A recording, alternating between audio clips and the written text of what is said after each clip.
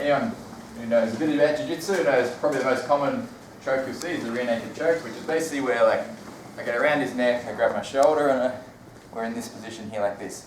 I think actually a better way to teach how to do the choke is not to do the full rear naked choke, but to try and finish him with one arm. Because when I first learned it, I kind of, at least I was very under the impression that I'm trying to like squeeze their, like one side of their neck with my forearm and the other side with my bicep. So you can imagine you got the two arteries, like you want to like squeezing like this, and I also thought you want to push their head forward into it. And I will choke Steve like that, yeah? But the problem with doing it this way is this is a really not that strong of a motion compared to what I'm going to show you next. And the other problem is when I start trying to push the head like this, Steve can start peeling that arm off. And you see this, if you watch any MMA, you see that happen so often. They go for the choke, they push the head, and that happens. And the thing is, they're doing that. If you're doing that, you're doing the choke wrong. It's not about pushing their head into the choke. 99% of the power comes from me pulling my elbow back towards my hip here like this, or towards my shoulder. So you should be able to finish them with one arm if you simply grab their shoulder, pull your elbow back, and hold. Yeah, and that's where most of the power is going to come from. It will be more powerful once we lock this up, but still, most of the power is coming from me rowing back with this. Does that make sense? So let's work getting the choke. It is hard to actually get your hands around their neck when they're defending. I'm not going to go over how we do that. I just want you to go over how to actually finish the choke. Another class will cover dealing with when they're actually trying to block your hand from coming in. Obviously when you're fighting for it, they're going to block your hands. But for now, we're just going to pretend they're not blocking. So what I want you to do, we're going to go here. First of all, with your harness, like this, I want you to try and get your hands as close as possible to the neck.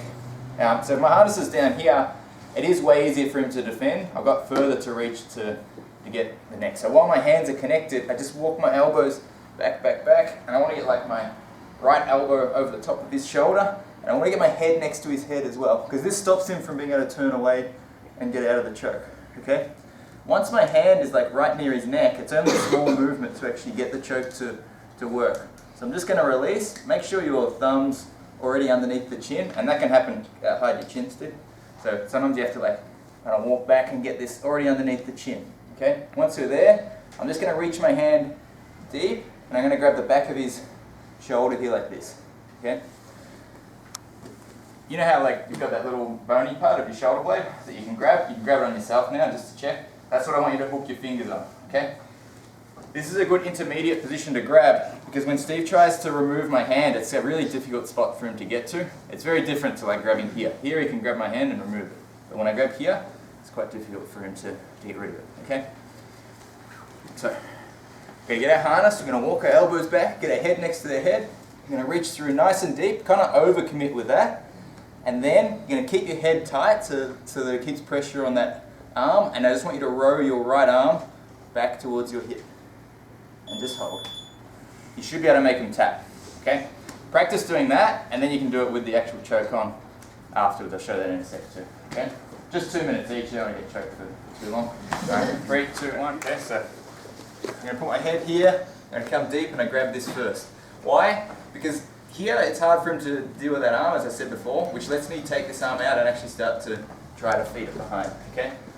If I'm here and I take that arm out, he grabs that, I lose the whole choke and the control I had on the back, okay? So make sure you get to here first. All right, I was just talking before about like wanting to cut off both sides of their neck for their arteries. I no longer believe that's actually matters that much. I think if you just put your forearm into their neck, it'll cut off their arteries and their air supply. They'll tap. And they'll tap because of their artery, not because of they're not breathing. If you just stopping them breathing, it'll probably take them like 2 minutes to actually pass out. So that's not what you want. You want a blood choke, which will make them pass out in about less than 10 seconds at a time, for sure. So basically, if my forearm's across the neck and I row back, I guarantee you I'm getting blood. If he coughs, I've got a bit of his air supply as well, but he's tapping because he's about to pass out. Yeah.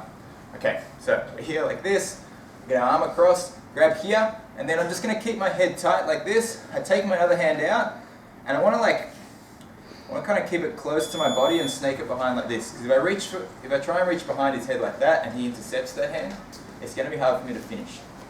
So I want to come back behind where he can't grab it and reach it up behind the back of his head like that, and then I grab my shoulder. So you can see I'm pretty much grabbing both of my shoulders here.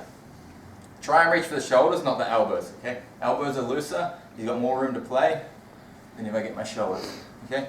But it's definitely not the idea to come over the head. Way too easy for him to intercept.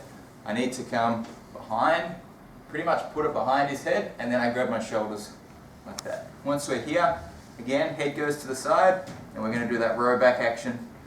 As I said, 99% of the force just comes from my right arm pulling back. See, you got the cough as well, so we know it's on everything.